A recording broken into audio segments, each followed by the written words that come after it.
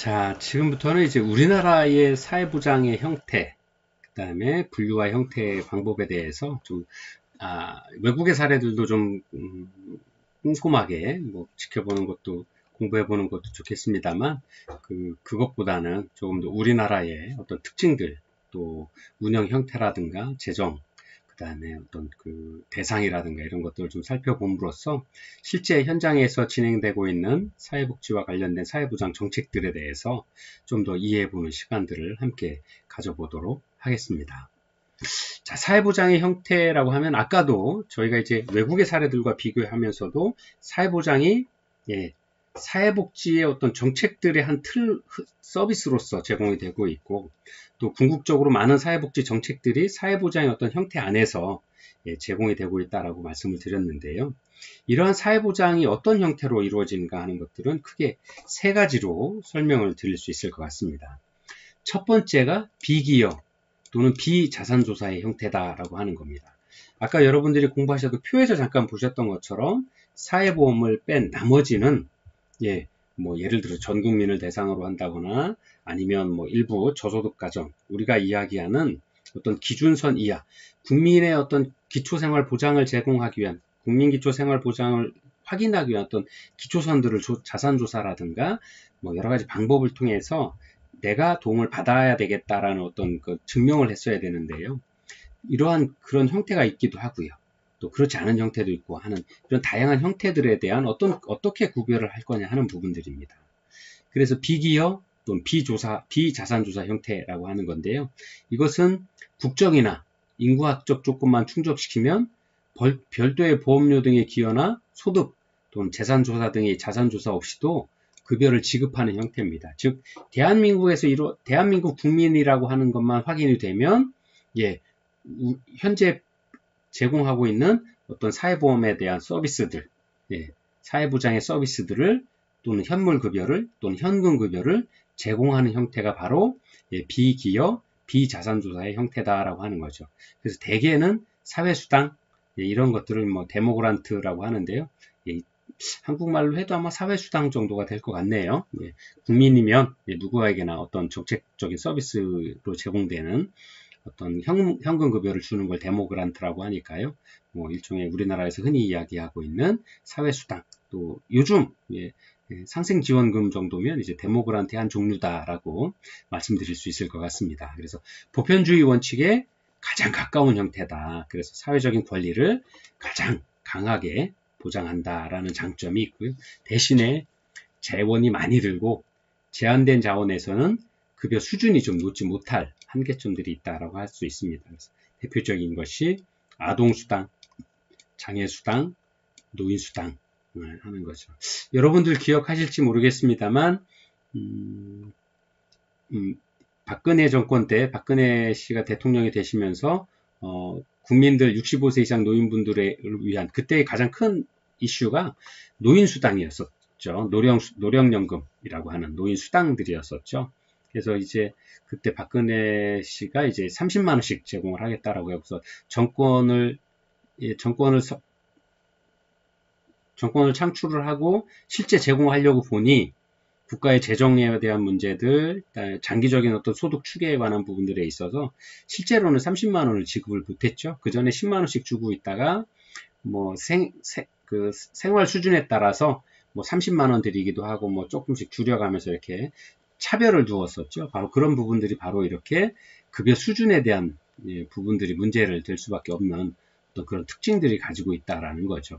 그래서 이런 어떤 우리나라 대한민국의 국민으로서 노인이시면 만 60세 이상 뭐 노인이면 또는 65세 이상 노인이면 이렇게 어떤 그런 또 법적인 기준만 충족한다라 그러면 이렇게 제공되는 부분들 사회보장 서비스가 바로 비기업, 비자산 형태에서 제공되는 사회보장이다라고 말씀을 드릴 수 있고요. 두 번째가 비기업 자산조사 형태로 보여지는데요. 소득과 재산이 기준 이하인 가구 또는 개인에게 별도의 기여 없이 급여를 지급하는 겁니다. 그래서 최저한의 생활을 보장하는 사회보장 제도 중에서 가장 오래된 유형인데요. 주로 공공부조 프로그램이 바로 사회보장 형태에서의 비기업 자산조사 형태다라고 말씀드릴 수 있습니다. 그다음에 세 번째가 기여, 비소득, 자산조사 형태 이렇게 세 번째로 구별이 되는데요.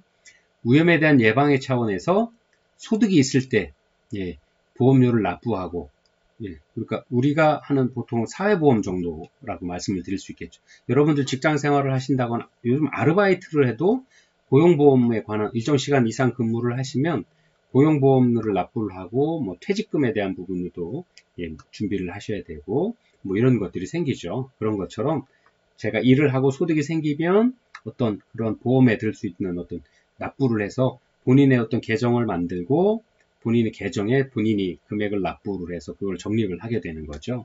그래서 이런 소득이 있을 때 보험료를 납부한다, 즉 기여를 한다라고 하는 거고요. 그 다음에 위험이 발생했을 때 급여를 제공받는 형태,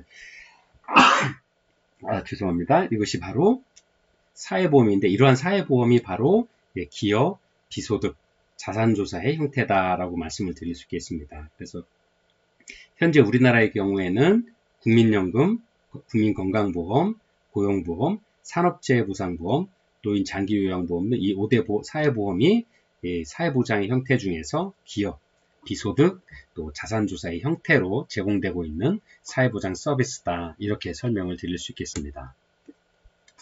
자, 그래서 이러한 사회보장의 목적과 개념들을 좀 한번 꼼꼼하게 보도록 할까요?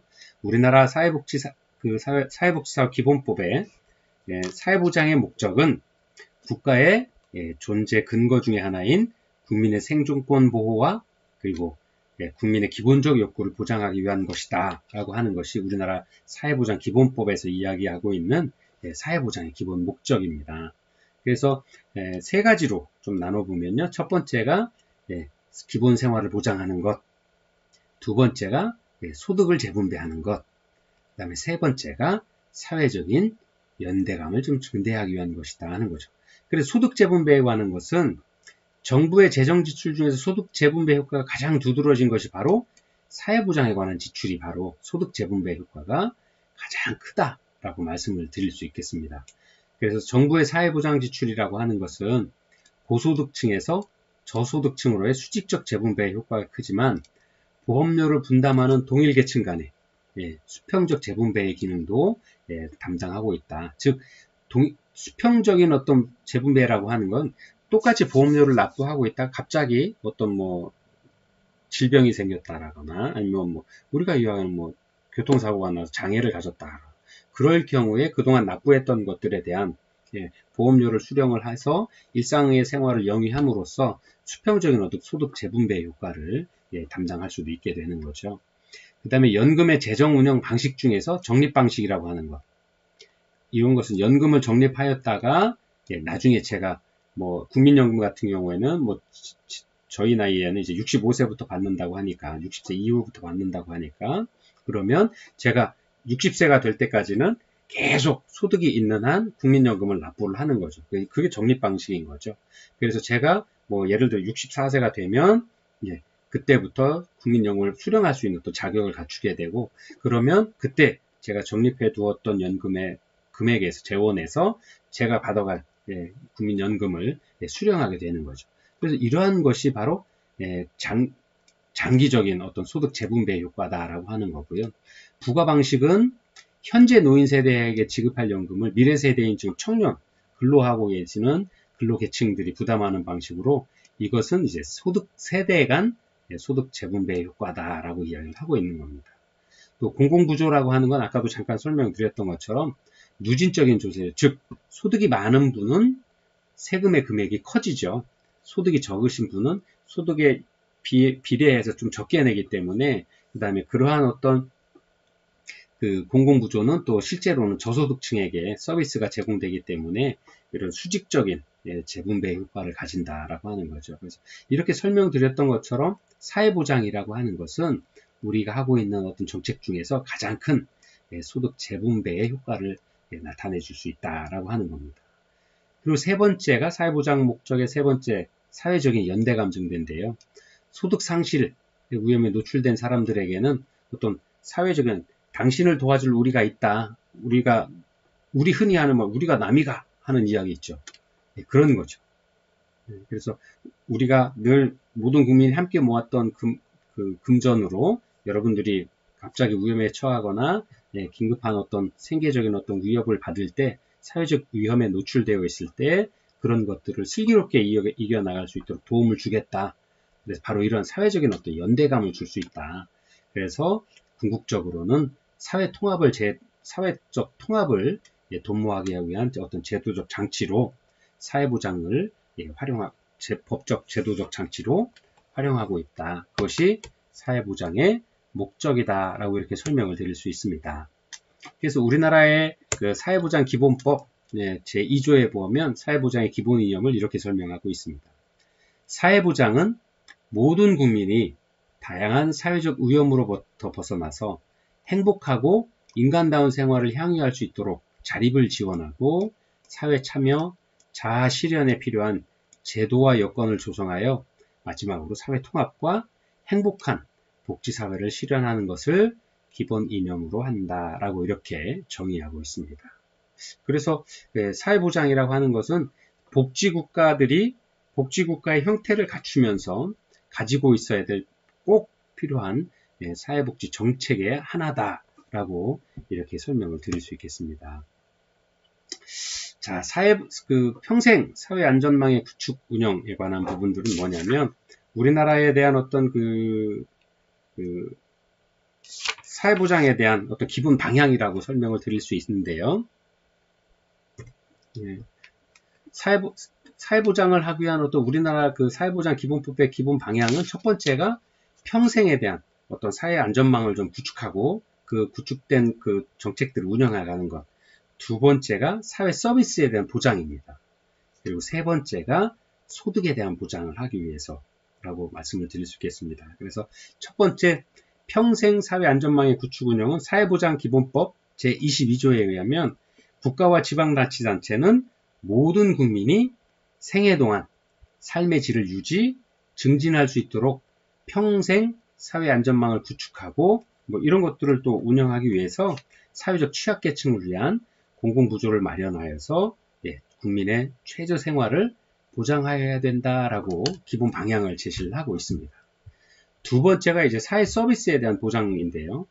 사회보장 서비스, 우리나라 사회보장 기본법 제23조에 의하면 국가와 지방자치단체는 모든 국민이 인간다운 생활과 자립, 사회 참여, 자아 실현 등을 지원하여 삶의 질이 향상될 수 있도록 사회 서비스에 관한 시책을 마련해야 하고, 또 사회 서비스 보장과 제24조 따른 소득 보장이 효과적이고 균형적으로 연계되도록 해야 한다라고, 즉 사회 서비스에 대한 보장을 법으로 규정을 하고 있습니다. 그것을 기본 방향으로 제시를 하고 있고요.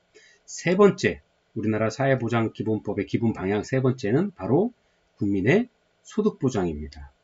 우리나라 사회보장 기본법 제24조에 나와 있는데요. 국가와 지방자치단체는 다양한 사회적 위험 하에서 모든 국민들이 인간다운 생활을 할 수 있도록 소득을 보장하는 제도를 마련해야 된다라고 이야기를 하고 있습니다. 그래서 공공부문과 민간부문의 소득보장 제도가 효과적으로 연계될 수 있도록 만들어야 된다 하는 겁니다. 그래서 이러한 사회보장을 하는 제도적 기본 방향은 평생 국민이 살아가면서 평생 동안 안전하게 살 수 있도록 하는 평생 사회 안전망을 만들고, 또 사회 서비스에 대한 보장을 하고, 그 다음에 가장 중요한 살아가면서 사람이 소득이 꼭 필요한 부분들이 있는데 재정적인 어떤 지원들을 하기 위한 소득보장 제도를, 소득보장에 대한 어떤 소득보장을 통해서 우리나라의 국민의 삶의 질을 개선하기 위한 어떤 방법들을 이렇게 법적으로 기본 방향으로 제안을 하고 있습니다. 자, 그리고요, 우리나라 사회보장의 어떤 운영 원칙과 기본 계획 중에서 두 번째, 사회보장에 대한 어떤 비용들은 과연 누가 부담하느냐 하는 어떤 의문이 생길 수 있는데요. 자, 사회보장 기본법 우리나라 28조에는 사회보장에 들어간 비용의 부담을 명시를 하고 있습니다. 첫 번째, 사회보장 비용의 부담은 각각의 사회보장 제도의 목적에 따라 국가 또는 지방자치단체 및 민간 부문 간에 합리적으로 조정되어야 한다라고 설명을 하고 있습니다. 그리고 두 번째 사회보험에 드는 비용은 사용자, 피용자 또는 자영업자가 부담하는 것을 원칙으로 하되 때로 관계법령에서 정하는 바에 따라서 국가가 그 비용의 일부를 부담할 수도 있다라고 이렇게 설명을 하고 있습니다. 또 세 번째, 공공부조 및 관계법령에서 정하는 일정 소득 수준 이하의 국민에 대한 사회 서비스에 드는 비용의 전부 또는 일부는 국가와 지방자치단체가 부담한다라고 하는 거죠. 그래서 국가에서 기본 예산으로 조세 수익에 의한 기본 예산으로 이러한 보장정책들을 재원들을 마련해야 된다라고 이야기를 하고 있는 거죠. 그 다음에 이제 마지막 네 번째가 부담 능력이 있는 국민에 대한 사회 서비스에 드는 비용은 그 수익자가 부담함을 원칙으로 하되 관계 법령에 따라서 국가와 지방자치단체가 그 비용의 일부를 부담할 수도 있다 이렇게 하죠. 즉 부담 능력이 있는 국민에 대한 사회 서비스를 이야기를 하고 있는 거죠. 그래서 부담 능력이 있는 부분은 우리가 이제 사회복지 프로그램에서도 자부담이 있죠. 예. 아니면 이용자 부담금 같은 것들이 있는데요. 이런 경우 실제로 그 서비스를 내가 관심이 있어서 또는 공부하고 싶어서 아니면 이용해보고 싶어서 하는 사람들, 즉 부담 능력이 있는 분들은 그 서비스를 이용하면서 좀 이용자 부담금을 각출해서 납부해서 그런 것들을 사회보장의 어떤 비용으로 활용하는 방법들로 이렇게 우리나라 사회보장 기본법의 비용 부담의 원칙들을 정의하고 있습니다. 그리고 이제 운영의 원칙인데요. 우리나라 사회보장의 운영 원칙 첫 번째는 사회보장 기본법 제25조를 좀 보게 되면 국가와 지방자치단체가 사회보장 제도를 운영할 때에는 이 제도를 필요로 하는 모든 국민에게 적용해야 된다라고 이야기를 하고 있습니다. 운영을 할 때는 모든 국민에게 적용해야 된다.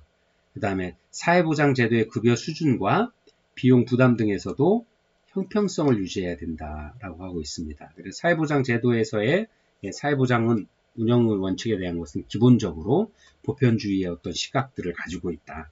모든 국민은 국민이기 때문에 사회보장의 서비스 혜택을 받을 자격을 가진다라고 이렇게 이야기를 하고 있습니다. 사회보장 제도의 정책 결정 및 그리고 시행 과정에서 공익의 대표자 및 이해관계인 등을 참여시켜서 이를 민주적으로 결정하고 시행해야 하고 또 사회보장 제도를 운영할 때에는 국민의 다양한 복지 욕구를 효율적으로 충족시키기 위해서 연계성과 전문성을 좀 높여야 된다라고 이렇게 기본 운영 원칙들을 논하고 있습니다. 또 세 번째, 사회보험은 국가의 책임으로 시행하고 국가의 책임을 즉 복지국가라고 하는 복지국가라고 하면 이런 사회보장의 제도를 법과 제도를 갖출 수 있어야 되고 그다음에 비용도 국가에서 국민의 세금으로 이런 것들을 운영하기 위한 어떤 기본적인 어떤 체계를 국가의 어떤 체계를 갖추고 책임성을 가지고 있어야 된다라고 이야기를 하고 있습니다.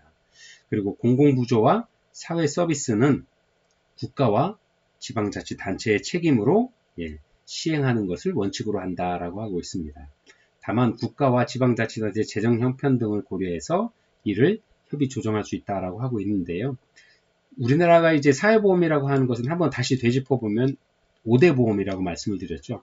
국민연금, 국민건강보험, 산업재해보험, 산업재해보상보험, 그 다음에 고용보험, 그 다음에 노인장기요양보험. 여러분들 이거는 아직 학생이셔서 모르겠지만 아르바이트를 해보셨든 아니면 어떤 일정 기간 인턴을 해보셨든 간에 하면 그 고용되어 있는 그 기업체에서 우리가 보통 원천징수라고 하죠.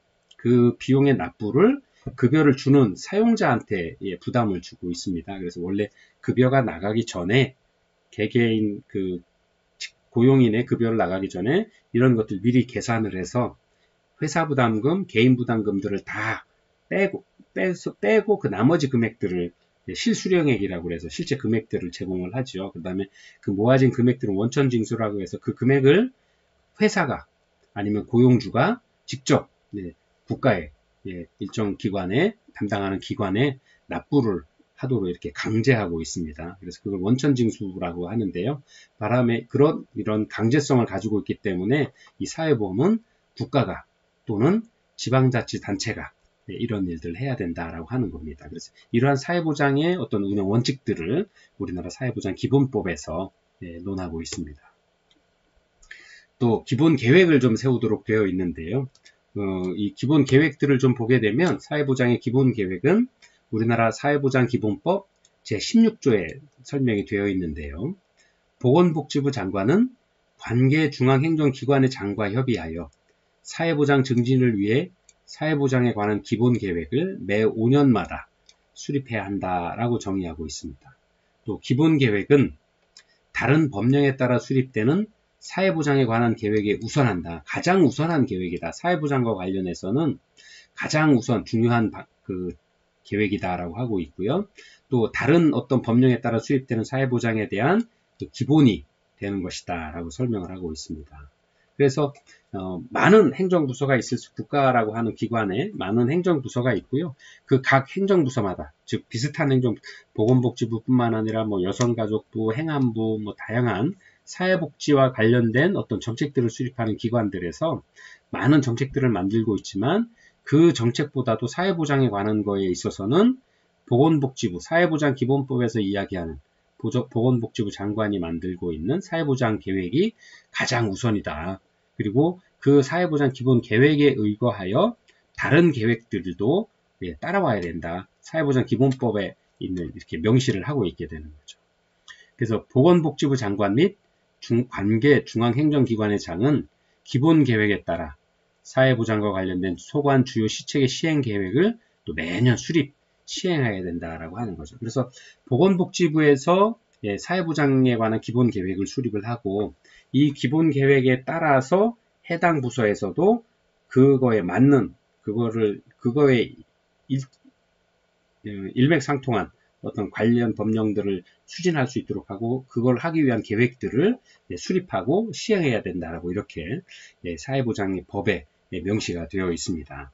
그래서 기본 계획에는 보통 이제 국내외 사회보장 환경의 변화와 전망, 그 다음에 사회보장의 기본 목표 및 중장기 추진 방향, 그 다음에 주요 추진 과제 및 추진 방법, 그 다음에 필요한 재원의 규모와 조달 방안, 그 다음에 사회보장 관련 기금을 어떻게 운영할 거냐는 운영 방안, 그 다음에 사회보장 전달 체계에 관한 부분, 그 밖에 사회보장 정책의 추진에 필요한 사항들을 명시해서 사회보장 기본 계획들을 매 5년마다 세우도록 되어 있습니다. 그래서 기본 계획은 사회보장위원회와 국무회의의 심의를 거쳐서 확정하고요. 기본 계획 중에서 대통령령으로 정하는 중요한 사항들을 변경하려는 경우에도 바로 이러한 룰의 규정에 따라서 진행해 나가도록 강제하고 있습니다. 자, 사회보장의 주체와 대상입니다. 마지막으로 사회보장의 주체는 누구고 그 사회보장의 대상이 누구냐 하는 부분들인데요. 첫 번째, 사회보장 책임의 주체는 사회보장기본법에서는 사회보장의 책임을 국가와 지방자치단체, 가정, 지역공동체, 국민 모두가 있다라고 규정을 하고 있습니다. 그래서 이는 가정이 건전하게 유지될 수 있도록 국가와 지방단체가 지원하고 또 가정과 지역공동체의 자발적 지원 활동이 사회보장 정책의 실시에 있어서 상호 보완적인 기능을 담당해야 할 것을 규정하고 있습니다.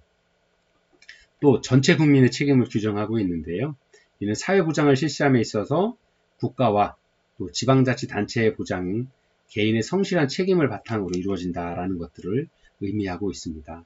즉 우리가 하고 있는 어떤 사회보장을 하고 있는 가장 큰 정책의 추진 목적은 아까 말씀드린 대로 국민의